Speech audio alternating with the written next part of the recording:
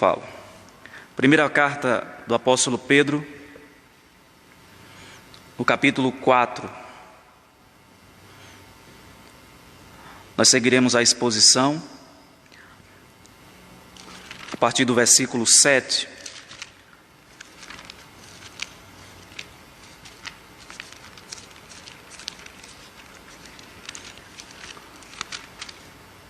Primeira epístola de Pedro, capítulo 4, do versículo 7 ao verso 11. Nos diz assim o texto da palavra do Senhor. Ora, o fim de todas as coisas está próximo. Sede, portanto, criteriosos e sóbrios a bem das vossas orações. Acima de tudo, porém, tende amor intenso uns para com os outros, porque o amor cobre multidão de pecados. Sede mutuamente hospitaleiros, sem murmuração. Servi uns aos outros, cada um conforme o dom que recebeu, como bons dispenseiros da multiforme graça de Deus. Se alguém fala, fale de acordo com os oráculos de Deus. Se alguém serve, faça-o na força que Deus supre, para que em todas as coisas seja Deus glorificado por meio de Jesus Cristo, a quem pertence a glória e o domínio pelos séculos dos séculos. Amém. Os irmãos, aqui nesta parte da carta, o apóstolo Pedro volta a tratar de outros assuntos que ele já havia mencionado anteriormente, como, por exemplo, a respeito da volta de nosso Senhor Jesus Cristo. Ele menciona isso de maneira muito breve, com a expressão: o fim de todas as coisas está próximo. E ele não entra em detalhes, ele não acrescenta detalhes a essa informação. Ele apenas menciona esse fato que ele já havia comentado anteriormente. E logo em seguida, ele novamente traz uma série de orientações e exortações aos crentes sobre a maneira como eles deveriam se portar enquanto aguardavam esse retorno de nosso Senhor Jesus Cristo. O interesse, portanto, de Pedro aqui, nessa perícope da passagem, nesse bloco de versículos, não é tratar propriamente da vinda de Jesus, mas da nossa atitude como servos do Senhor, enquanto esperamos esse dia. Como devemos agir, como devemos pensar. Então eu entendo que o tema dessa parte aqui, nós demos esse tema, algumas orientações de como viver, tendo em vista a vinda de Cristo. Nós devemos ter sempre em nosso horizonte, na nossa mente, esta verdade bíblica de que a nossa existência, a nossa vida, pátria final, não é aqui. Então isso deve orientar de maneira definitiva a nossa postura. Se fosse aqui, como diz o apóstolo Paulo, nós seríamos os mais infelizes e miseráveis de todos os homens. Então, considerando que nós não somos daqui, a nossa morada final não é aqui, Pedro vai orientar sobre a nossa postura, especialmente quando ele fala aí de vivermos de maneira criteriosa e sóbria. Se fôssemos daqui, a gente podia consumir a nossa vida, os nossos dias, nos entregar a tudo aquilo que o mundo oferece, mas uma vez que não somos, devemos ser criteriosos e sóbrios. E aí Pedro acrescenta uma questão interessante: a bem das vossas orações, para que vocês possam orar, para que vocês tenham condição de orar. Esse é o sentido desse verso. Então vamos então para a exposição do texto. Nós dividimos essa exposição em partes para facilitar a nossa compreensão, em 6 partes. Nós entendemos que o primeiro tema, a primeira lição que Pedro quer nos ensinar é acerca da chegada do dia do Senhor. O dia está chegando. Ele nos fala aí na parte A do verso 7. A segunda lição é: sejam cautelosos e tenham bom senso. Nós vemos no verso 7 a parte B. A terceira é: pratique o amor ágape, o amor sacrificial no meio da comunidade. A quarta: sejam hospitaleiros. Recebam as pessoas, abram as casas de vocês, e não só as casas, para receber aqueles que estão necessitados. O quinto mandamento, ou a quinta lição, exerçam os dons espirituais. Os dons espirituais foram dados pelo Espírito Santo à igreja para que haja edificação mútua e a igreja consiga suportar os dias de aflição aqui nesse mundo enquanto aguarda o retorno do Senhor. E a sexta lição é que Pedro mostra que Deus é glorificado quando nós exercemos os nossos dons como bons dispenseiros da multiforme graça de Deus. Vamos então para a primeira lição. Veja o que diz o verso 7, a parte A. Ora, o fim de todas as coisas está próximo. O fim de todas as coisas está próximo. O que Pedro quer fazer aqui é orientar esses irmãos a olharem as suas vidas, a orientarem a sua conduta, a partir desta compreensão de que o tempo está próximo, o dia está chegando. O dia do Senhor, o fim desta era, está se aproximando. Isso deve orientar a nossa visão de mundo, a nossa cosmovisão, a maneira como nós nos envolvemos com as coisas do aqui e agora. Sem essa compreensão de que o tempo está próximo, nós vamos nos entregar a este mundo como se ele fosse a última coisa maravilhosa que nós tínhamos para desfrutar. Mas uma vez que não somos daqui, Pedro diz, olha, o fim está próximo, portanto, orientem a vida de vocês a partir desse ponto de vista, de que o fim está chegando. Essa expressão que Pedro usa aqui, o fim de todas as coisas, nós encontramos no Novo Testamento diversas passagens onde os autores orientam os seus ouvintes, as suas audiências, as igrejas locais para onde essas cartas foram escritas, a eles olharem a vida a partir dessa perspectiva. Vejam, por exemplo, Hebreus capítulo 1, versículos 1 e 2. O escritor sagrado nos diz assim: havendo Deus, outrora, falado de muitas vezes e de muitas maneiras aos pais pelos profetas, nestes últimos dias nos falou pelo Filho, a quem constituiu herdeiro de todas as coisas, pelo qual fez o universo. Nos últimos dias nos tem falado pelo Filho. Na primeira carta de Pedro, no capítulo 1, versículo 5, ele já tinha dito que sois guardados pelo poder de Deus, mediante a fé, para a salvação, preparada para revelar-se no último dia. Meus irmãos, o que é que nós entendemos aqui por essa expressão, o fim de todas as coisas está próximo? O Novo Testamento deixa muito claro que os últimos dias tiveram seu início na primeira vinda de nosso Senhor Jesus Cristo, quando Ele se encarnou, nasceu de Maria, desenvolveu o seu ministério da pregação, morreu, foi crucificado, sepultado, ressuscitou e foi assunto aos céus, assentou-se à direita de Deus, Pai Todo-Poderoso. Recebeu toda a autoridade e agora comissiona os discípulos, dizendo que eles deveriam pregar o Evangelho a toda criatura. Então, nós entendemos que os últimos dias começam aí, na primeira vinda de nosso Senhor Jesus Cristo.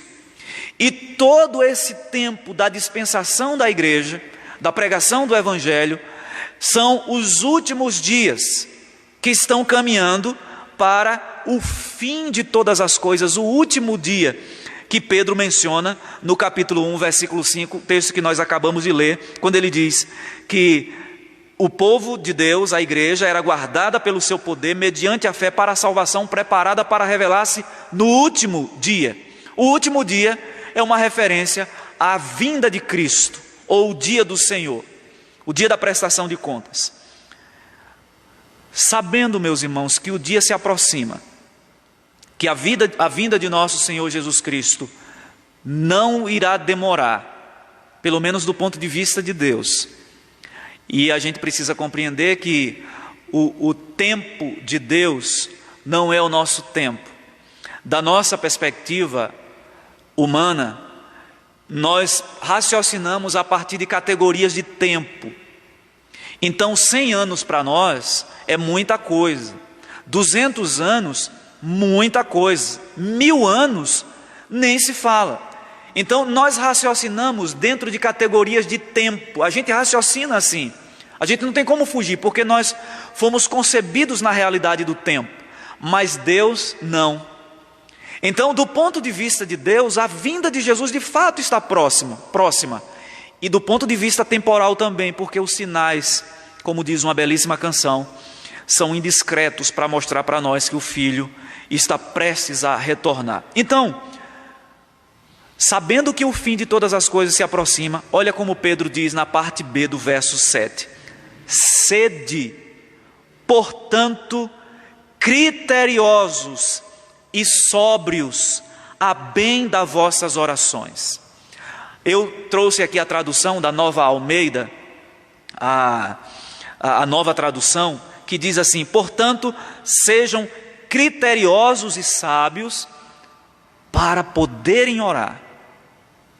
Essas duas expressões que aparecem aqui são interessantes. A primeira, quando Pedro diz que aqueles irmãos deveriam ser criteriosos, a ideia aqui é de ter bom senso.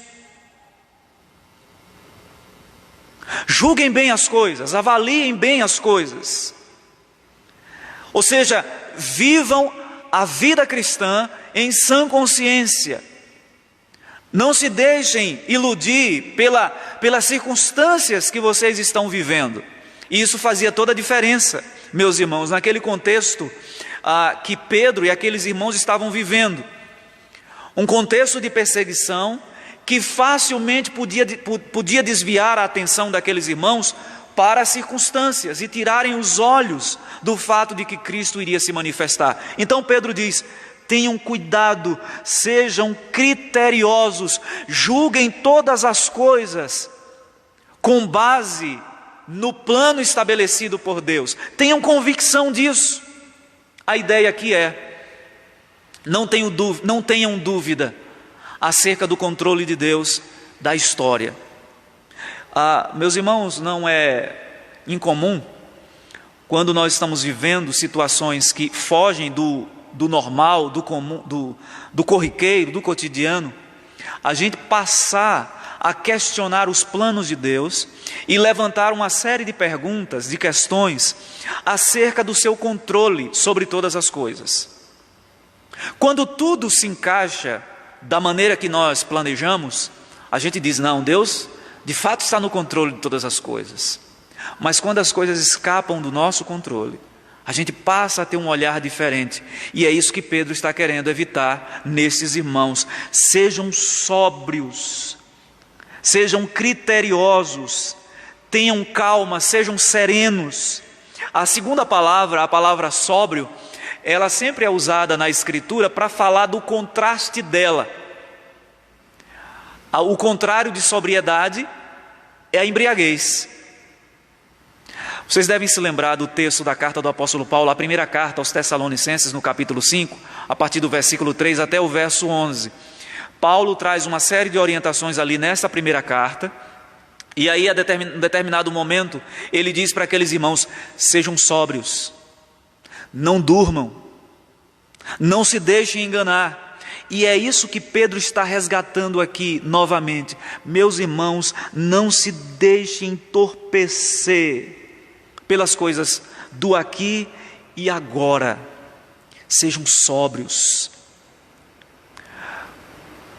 Nós perdemos a sobriedade, o tino, o equilíbrio, quando as situações à nossa volta fogem daquilo que nós esperávamos. Quer ver um exemplo? Nós articulamos muito bem alguns temas bíblicos, alguns temas teológicos, por exemplo, soberania de Deus. E nós somos capazes, especialmente aqueles irmãos que fazem parte da tradição reformada, nós presbiterianos e outros irmãos, nós articulamos muito bem esse corpo de doutrinas, as doutrinas da graça. Mas a verdade é que no dia a dia, quando a nossa fé é desafiada a confiar na soberania de Deus, muitas vezes nós vacilamos e e perdemos aquele equilíbrio teológico tão firme que nós tínhamos em situações normais, em condições normais. Onde Deus está? O que Pedro está dizendo aqui é: não se deixem levar por vistas. Não se deixem enganar, sejam sóbrios, tenham a cabeça no lugar, ponham a cabeça no lugar, sejam criteriosos. Agora, meus irmãos, Pedro conclui esse verso, o verso 7, trazendo uma questão interessante. Ele diz: a bem das vossas orações. A outra tradução que eu mencionei, a Nova Almeida atualizada, diz: para poderem orar. Eu entendo que essa parte aqui do texto tem dois significados e eles são complementares. Há um sentido em que Pedro diz que esses irmãos deveriam ser sóbrios nas orações, ou seja, as orações deles deveriam ser orações corretas. Eles não deveriam, por exemplo, por estarem vivendo em dificuldade, orar a Deus de uma maneira errada, de uma maneira triunfalista, ordenando a Deus sobre o que ele deveria fazer. Então eu entendo que há um sentido de que eles deveriam orar de maneira sóbria, mas o outro sentido é que o que Pedro está querendo dizer é: sejam sóbrios para que vocês inclusive tenham forças para orar, para que vocês saibam orar, para que vocês tenham condições de orar. É verdade que existem momentos na nossa vida que nem forças para orar a gente tem, nem vontade de orar a gente tem. Especialmente quando a corda aperta demais. Perdemos as forças para orar, como Davi, quando ele exclama num dos seus salmos que a sua alma gemia, o seu leito se derramava, inundava em lágrimas, e ele sequer tinha forças para orar, descrevendo ali uma situação de aflição que ele estava vivendo. Então Pedro diz assim: sejam cautelosos, sejam sóbrios, para que vocês possam orar, para que vocês tenham condição de orar. Quantos de nós, nesses momentos assim, a gente perde as forças até para orar? Deus, eu não tenho forças nem para orar por esta pandemia, para que o Senhor possa colocar a tua mão. Eu não tenho nem disposição para fazer isso. Pedro diz: tenham calma, para que vocês inclusive tenham condição de orar. A terceira lição, a primeira é: o dia está se aproximando, o fim está próximo. A segunda lição é: sejam cautelosos, hajam com bom senso, para que vocês inclusive tenham condição de orar. A terceira lição está aí no verso 8. Pratiquem o amor sacrificial, o amor ágape. E ele diz assim: acima de tudo, porém, tende amor intenso uns para com os outros. Em alguns capítulos anteriores onde Pedro trata desse mesmo assunto, ele usa a palavra amor, mas é outra palavra diferente desta que ele usa aqui no capítulo 4, versículo 8. A primeira referência que Pedro faz acerca do amor, no capítulo 3, do versículo 8 até o verso 12, Pedro está falando ali do amor filéu, que é mais o amor ligado o carinho, afeto, gestos. Essa expressão que Pedro usa aqui no capítulo 3, versículo 8, é ágape, que aponta mais para atitudes de sacrifício de amor em relação ao outro, em relação ao próximo. E a referência desse amor que Pedro cita aqui é o próprio Jesus. No Evangelho segundo João, no capítulo 13, versículos 34 e 35, nós encontramos aqui o fundamento desse amor ágape. E Jesus diz assim aos discípulos, João, capítulo 13, versículos 33 e 34, nos diz assim: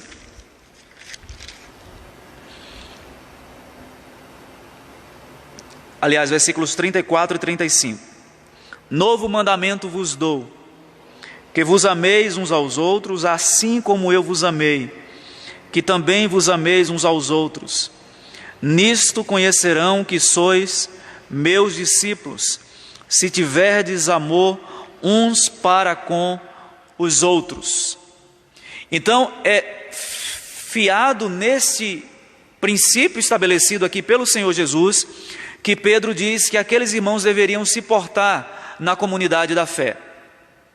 Ora, meus irmãos, em toda relação humana há dificuldades, e a dificuldade de exercer esse tipo de amor que Jesus estabelece aqui é muito grande, por conta das nossas diferenças. Nós somos diferentes uns dos outros, na maneira de pensar, na maneira de perceber as coisas, na maneira de agir. Nós somos diferentes. O que Pedro está dizendo é que esse amor que foi deixado por Cristo como princípio deve estar acima de todas as coisas, acima dessas diferenças. E aí ele diz o seguinte, na segunda parte do verso 8: porque o amor cobre multidão de pecados. Ele está citando aqui um texto do Antigo Testamento, que se encontra no livro de Provérbios, capítulo 10, versículo 12, que nos diz assim, Provérbios capítulo 10, versículo 12: o ódio excita contendas, mas o amor cobre todas as transgressões.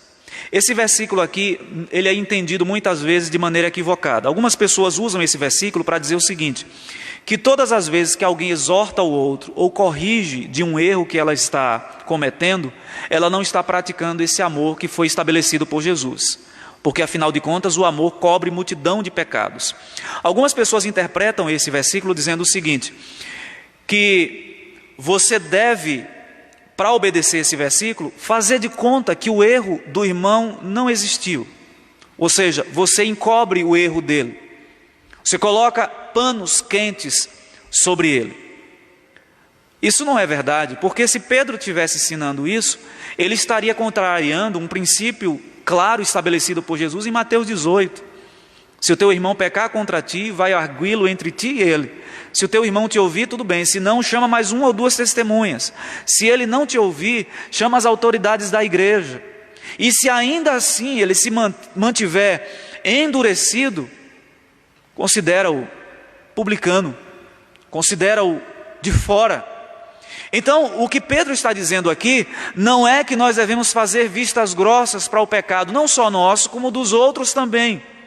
O que ele está dizendo é que esse amor ágape, genuíno, ele é tão intenso, que é capaz de aceitar as diferenças que possam existir entre nós. Diferenças de pensamento, diferenças comportamentais, porque esse amor, o amor de Cristo, cobre essas multidões de pecado. De alguma forma, o que Pedro está dizendo aqui é que ao nos tornarmos crentes, imitamos na prática do amor aquilo que Deus fez por nós. O que foi que Deus fez? Ele cobriu o nosso pecado com a obra de Cristo. O sangue de Jesus, derramado na cruz, recaiu sobre nós e tapou os nossos pecados, encobriu os nossos pecados, propiciou, e isso fez com que a ira de Deus se retirasse, se aplacasse, fosse aplacada. Eu gosto muito, quando falo disso, da figura da arca no Antigo Testamento. Deus mandou Moisés construir a arca e mandou fazer uma tampa separada. Essa tampa foi chamada de propiciatório. Quando nós lemos no Antigo Testamento, essa expressão propiciatório é a tampa da arca. Para que ela servia? Ela servia para cobrir, fechar a arca e também para receber o sangue do sacrifício que era derramado sobre ela. Dentro da arca nós tínhamos as 2 tábuas da lei, uma réplica do maná e a vara de Arão. Essa figura da obra redentiva de Deus é impressionante, porque os mandamentos de Deus dentro da arca acusam-nos dos nossos pecados. É a lei de Deus que diz que o homem, a alma que pecar, esta deve morrer. E os mandamentos de Deus dentro da arca estão dizendo isso. E Deus está olhando para os seus mandamentos. O texto diz que haviam 2 querubins, um do lado e outro do outro, de um lado da arca, da tampa da arca, e do outro, olhando para o centro, para o meio. Então, os mandamentos de Deus nos acusam dos nossos pecados, mas o sangue que era derramado sobre a tampa da arca encobria esses mandamentos de tal forma que Deus, ao olhar para os mandamentos, vendo o sangue, absolve o pecador. Então, o que Pedro está dizendo aqui, que o perdão, que o amor, melhor dizendo, cobre multidões de pecado, de alguma forma nós nos tornamos propiciadores também de perdão, de pecados, ao exercer o amor ágape. E exercer o amor ágape, irmãos, envolve exortação também. Exortação, repreensão, é um aspecto do amor de Deus. Justiça e misericórdia de Deus não estão em oposição uma à outra, ou uma ideia, um aspecto ao outro. Via de regra, as pessoas raciocinam assim, de maneira como se fossem antíteses. Se Deus é justo, Ele não pode ser misericordioso. Se Ele é misericordioso, Ele não pode ser justo. Essas 2 coisas estão unidas no caráter de Deus. Então, o amor ágape cobre multidão de pecados. Significa que nós devemos conviver uns com os outros, mesmo tão diferentes que somos. Devemos aceitar uns aos outros. Isso não exclui a ideia do ensino, da repreensão e da correção também. Esse é o 3º ensinamento que nós observamos na passagem. Pratiquem o amor sacrificial, o amor ágape. 4º, versículo 9. Pedro nos diz assim, no início: sede mutuamente hospitaleiros. A hospitalidade, meus irmãos, parece uma coisa insignificante, né? O que é que isso tem a ver com Deus? Hospitalidade? O que é? Qual a dimensão espiritual por trás disso? Acolher pessoas na sua casa, por exemplo. A palavra hospitalidade significa literalmente amigo de estranho. E nesse contexto aqui dos primeiros séculos, a hospitalidade foi um dom muito necessário. Nessa época, os cristãos estavam em constante trânsito por conta das perseguições. Muitos deles eram comerciantes também. Nós vemos isso lá no Apocalipse, né? Quando João diz que quem não receber a marca da besta não pode comprar nem vender. Alguns desses irmãos ali do primeiro século, a maioria era pobre, mas existiam irmãos ricos. Tiago, inclusive, exorta os irmãos ricos a como se portarem na igreja. E ele diz, olha, se chegar um andarilho, alguém pobre, não tratem de modo diferente de um rico. Então, haviam cristãos ricos naquele contexto. Então, viajavam, estavam em trânsito constante, mas principalmente por conta da perseguição. Você imagina, da noite para o dia, o Estado entra na sua casa e você tem que fugir, com a mão na frente e outra atrás. E esses irmãos eram acolhidos nas casas de outros irmãos, e daí a importância de ressaltar esse ensino da hospitalidade naquele contexto. Todos nós devemos praticar a hospitalidade. Algumas pessoas pensam assim: pastor, receber gente em casa, isso é só para aqueles irmãos que são melhores de vida, que têm uma casa mais arrumada. A minha casa é muito humilde, muito simples. Eu não tenho muito conforto para oferecer a uma visita, Portanto, pastor, esse mandamento aqui serve para outro irmão, mas para mim não. Meus irmãos, todos nós podemos praticar a hospitalidade, independentemente das nossas condições. E olha, eu conheço histórias, muitas histórias, de irmãos que foram abençoados ao fazerem isso, e os que receberam o benefício da hospitalidade foram abençoadíssimos. A nossa própria realidade pessoal, de época de seminário, testifica a esse respeito.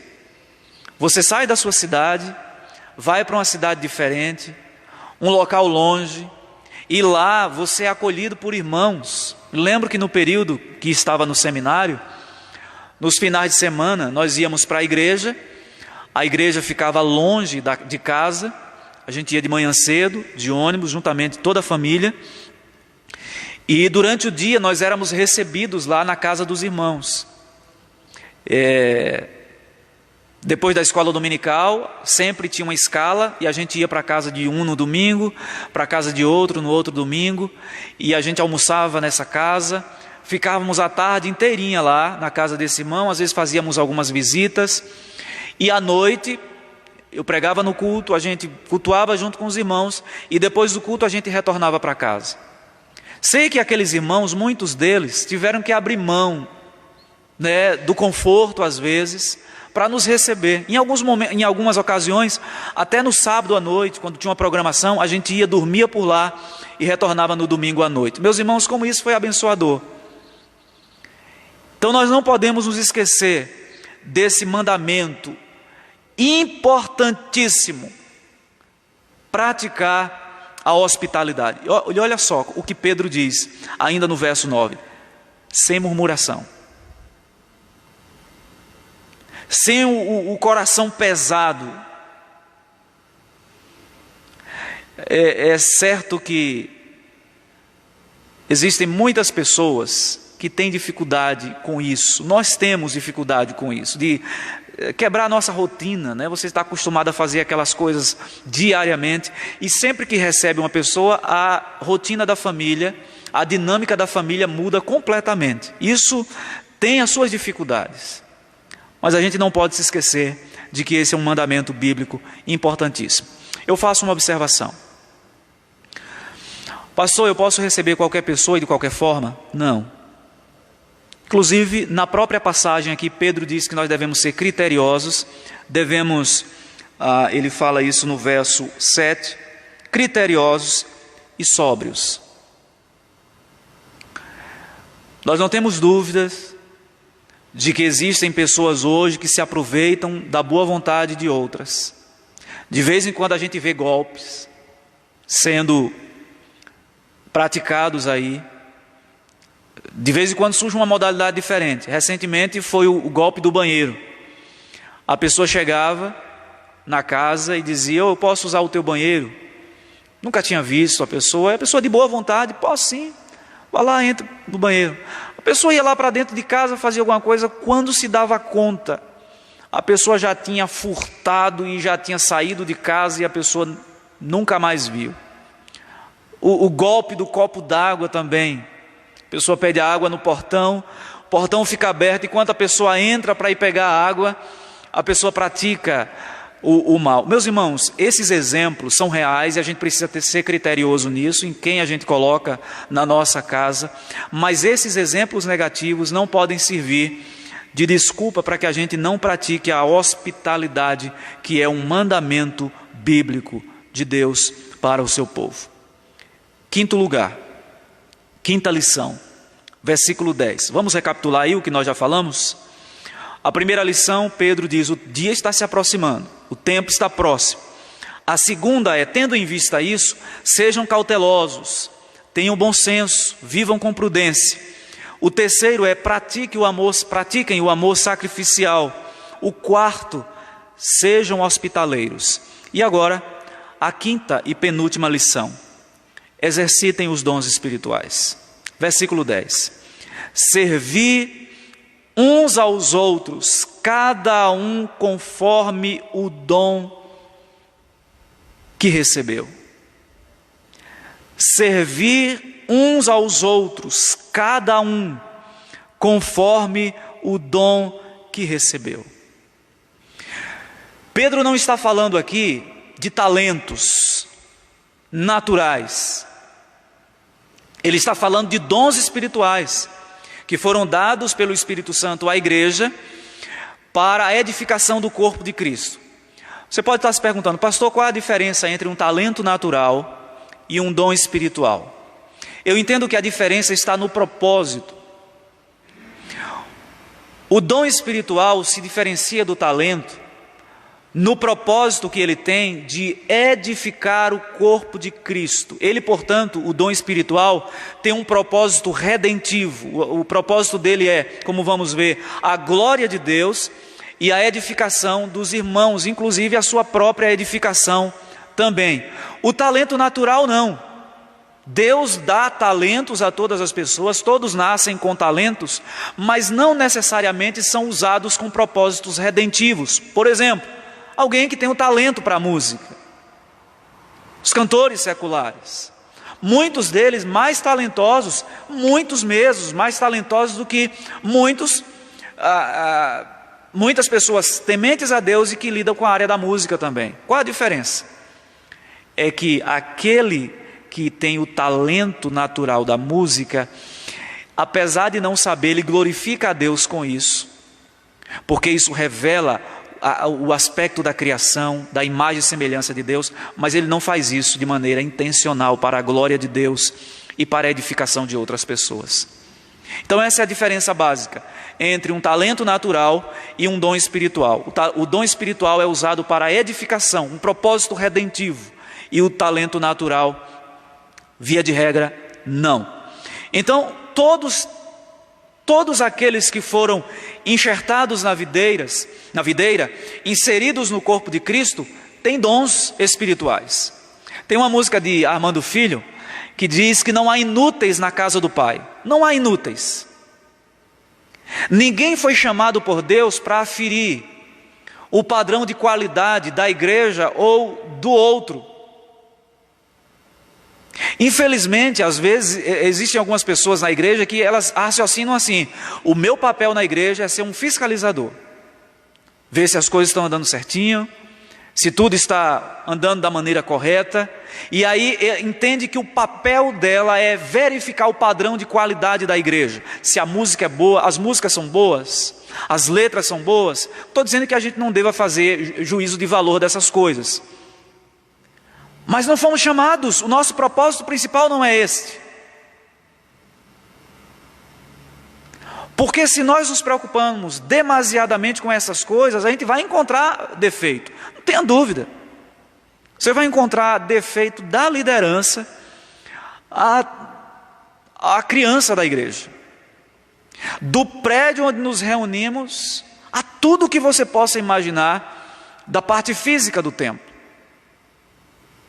Você foi chamado, e como Pedro diz aqui, para servir uns aos outros, conforme o dom que recebeu. E eu entendo, meus irmãos, que quando nós fazemos isso, a gente não tem muito tempo para ficar nos apegando a picuinhas, não. Quando a gente está preocupado em servir a Deus, servir ao próximo com o dom que recebemos, a gente não está preocupado com muitas coisas pequenas, minúsculas. Mas quando a gente não está preocupado em servir com o dom que recebemos, aí a gente começa a prestar atenção. Se de manhã a irmã veio com a unha pintada azul rosa, e à noite ela veio com a unha colorida, prestamos atenção se o cabelo de manhã estava mais comprido do que à noite, veio mais curto, se o brinco que ela usou de manhã é o mesmo da noite. O nosso propósito no corpo de Cristo é servir uns aos outros conforme o dom que recebemos. Isso nos ensina um princípio importante de que há uma relação de interdependência no povo de Deus. É por isso que você não pode desenvolver a sua vida espiritual sozinho. Você não pode desenvolver a vida espiritual solo. É sempre em comunidade, nós precisamos uns dos outros, nós dependemos. Há uma relação de interdependência, e Deus fez isso propositadamente. Porque alguns dons, pelo fato deles aparecerem mais, isso podia deixar o sujeito vaidoso. Então, e sem contar o propósito principal, que nós fazemos parte do corpo de Cristo. Então o apóstolo Paulo, na carta aos Romanos, no capítulo 12, versículo 5, ele diz assim, versículo 4, Romanos 12, 4. Porque assim como num só corpo temos muitos membros, mas nem todos os membros têm a mesma função, assim também nós, conquanto muitos, somos um só corpo em Cristo e membros uns dos outros. Eu friso essa última parte do versículo. Membros uns dos outros. É isso que Pedro está ensinando. Servir uns aos outros de acordo com o dom. Você já conhece o seu dom espiritual? Já descobriu? Se você já descobriu, você está usando este dom para a edificação do corpo de Cristo e para a glória de Deus. E observe, Pedro diz, como bons, versículo 10 ainda, como bons despenseiros da multiforme graça de Deus. A palavra dispenseiro aqui vem de uma palavra chamada mordomo, que era o administrador dos bens do Senhor. Os grandes, os ricos, os donos de terra, os grandes proprietários, tinham administradores. E todas as vezes que eles se ausentavam ou não, eles tinham mordomos, que eram pessoas que cuidavam da despensa da casa. Ou seja, se os colegas de trabalho precisassem de uma coisa, o administrador tinha o dever de providenciar. Vocês lembram que nós expusemos uma parábola de Jesus aqui, falando a esse respeito. Ou seja, dá o alimento aos conservos. Então o mordomo tinha essa responsabilidade de administrar os bens do Senhor. O que Pedro está dizendo é que nós somos esses dispenseiros. E quais são os bens da dispensa? Os dons espirituais, que Pedro diz aqui que são multiformes, são muitos. Não existe só um dom. Existe uma porção de dons espirituais que nós encontramos na igreja. Nós temos o irmão que tem um dom mais para a área do ensino, o outro mais para a área do aconselhamento, tem outros que são exímios administradores, outros intercessores. São muitos os dons. Outros que têm o dom da área da música. É essa multiforme graça que Pedro se refere, a que Pedro se refere aqui. Se nós não usarmos bem os nossos dons, nós seremos considerados servos negligentes, porque recebemos bens do nosso Senhor, de Deus, e não os usamos da maneira que Ele determinou para a edificação do corpo de Cristo. Você já descobriu o seu dom? Você está usando ele para a edificação do corpo de Cristo? Você é um mordomo, você é um dispenseiro da graça de Deus que tem multifacetas, multiformas. E isso é belíssimo na igreja. A gente vê irmãos com várias habilidades. Hoje, por exemplo, nesse tempo de avanço de tecnologia que a gente tem visto, irmãos, por exemplo, que têm a habilidade de mexer com arte gráfica, outro tem a habilidade de mexer com som, com instrumento musical e com texto, com ensino. Outro irmão já tem mais uma inclinação para o aconselhamento, para a visitação, os intercessores. O que seria da igreja sem essa multiforme? Agora imagine se a igreja fosse composta só de pessoas que sabem ensinar, ou só de pessoas que têm o dom de intercessão, ou só de pessoas que têm o dom de administração. Seria uma grande empresa, mas que não ia para frente. A graça de Deus é multiforme, é diversa, portanto, use o seu dom, porque todo dom importa, todo dom é importante para Deus. Glorifica Ele e edifica o seu corpo, o corpo de Cristo.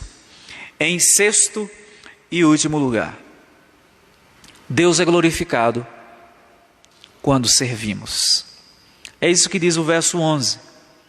Pedro diz assim: se alguém fala, fale de acordo com os oráculos de Deus. Se alguém serve, faça-o na força que Deus supre. Pedro divide aqui, e ele fala de maneira bem sucinta, sobre duas categorias de dons. O dom de ensino, quando ele diz aqui fala, isso aqui tem a ver com o dom de ensino, tá? O dom da pregação, o dom do ensino em geral. E a segunda é o serviço. E Pedro diz que aquele que fala deve falar de acordo com os oráculos de Deus, de acordo com a Escritura. Nós não inventamos nada. O que nós temos que ensinar já está revelado. Aquele que ensina não deve, portanto, ser um engenhoso para criar coisas. Às vezes a gente ouve algumas pregações que a gente diz assim: olha, o texto disse tudo, menos isso aí. Eu postei recentemente não, já tem um tempo, a interpretação que Orígenes dá ao texto do Bom Samaritano, e ele interpreta aquele texto de maneira alegórica. E para cada parte ali do texto ele dá um significado. O homem que estava caído à beira do caminho, ele disse que é alguma coisa. O salteador, ele disse que é o diabo. O jumento, Orígenes diz que é a igreja sobre a qual Cristo está montado para realizar a sua obra. O homem, o bom samaritano, é Cristo. E aí você olha e diz: de onde foi que ele tirou isso no texto? Pedro diz aqui que a quem ensina deve ensinar de acordo com os oráculos. Meus queridos irmãos, a mensagem nós já temos, nós não precisamos inventar a mensagem. Os oráculos de Deus é a sua revelação. E ele diz: faça-o na força que Deus supre. É Deus quem nos fortalece para que a gente cumpra, para que a gente exercite os dons que Ele mesmo nos confiou. Agora, qual é o propósito disso? Para que em todas as coisas seja Deus glorificado por meio de Jesus Cristo. O objetivo final do uso dos dons é a glória de Deus. E isso ocorre através do uso adequado dos dons. Seja qual for o dom que você tenha, meu irmão, ele é importante. Quando exercitado da maneira correta, ele glorifica a Deus. E aí Pedro diz: para que em todas as coisas seja Deus glorificado por meio de Jesus Cristo. A igreja é o corpo de Cristo. E todas as vezes que a igreja desenvolve bem os seus dons, Deus é glorificado em Cristo por meio do seu corpo, que é a igreja.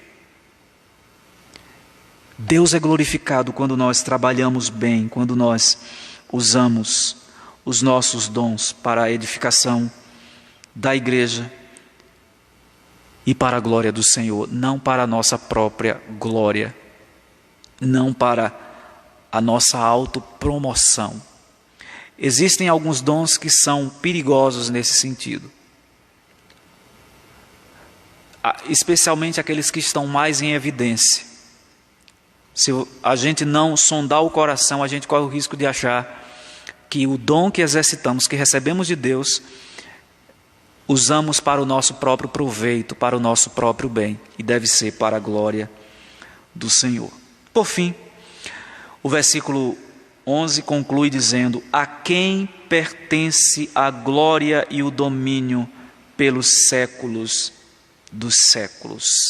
Deus é dono de toda glória e Ele não divide essa glória com ninguém. Eu concluo com a passagem da primeira carta de Paulo aos Coríntios, capítulo 4, versículo 2, quando ele diz assim: ora, além disso, o que se requer dos dispenseiros, dos mordomos, da igreja, é que cada um deles seja encontrado fiel. Queridos irmãos, como devemos nos portar enquanto aguardamos a volta do Senhor? Tendo consciência de que o dia está chegando. Segundo, vivendo com sobriedade, com cautela, não nos deixemos enganar pelas coisas do aqui e agora, pelas coisas desse mundo. Terceiro, devemos praticar o amor sacrificial. Quarto, devemos ser hospitaleiros.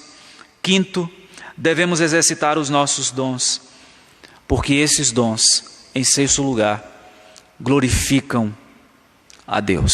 Que o Senhor tenha misericórdia de nós e aplique de maneira clara, objetiva, nos nossos corações a sua santa e bendita palavra. Amém. Vamos orar nesse instante? Deus, muito obrigado porque o Senhor não nos deixa sem instruções claras na Tua palavra. Oh Deus, o dia está se aproximando. O dia em que o nosso Senhor virá para buscar a Tua igreja, a Sua igreja. Que estejamos alertas, preparados para isso. Que não nos deixemos levar pelas coisas do aqui e agora, pelas coisas desse mundo, pelos conceitos, valores que esse mundo oferece.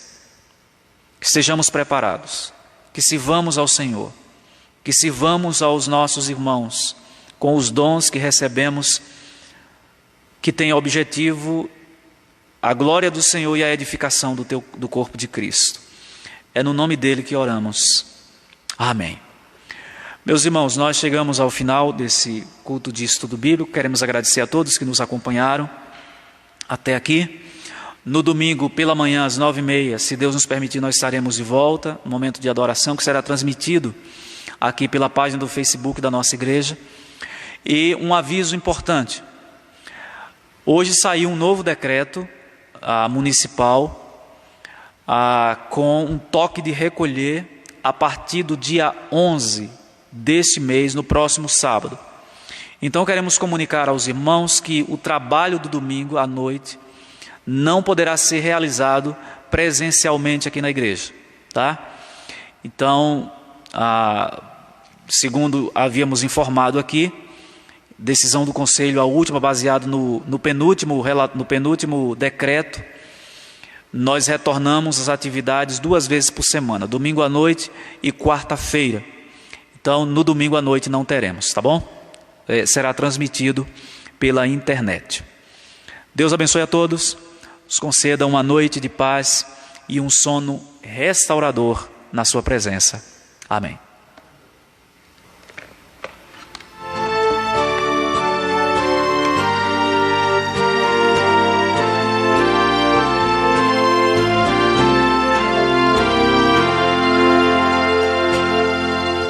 Jesus confiar, sua lei observar, oh que gozo, que bênção, que paz, satisfeito guardar tudo quanto ordenar, alegria perene nos traz, creio observar tudo quanto ordenar, o fiel obedece ao que Cristo mandar.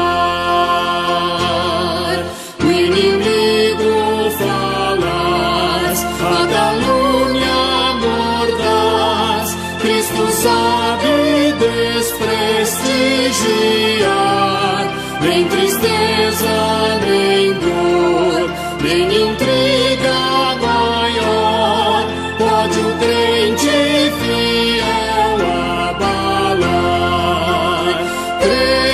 observar tudo quanto ordenar, o fiel obedece ao que Cristo mandar.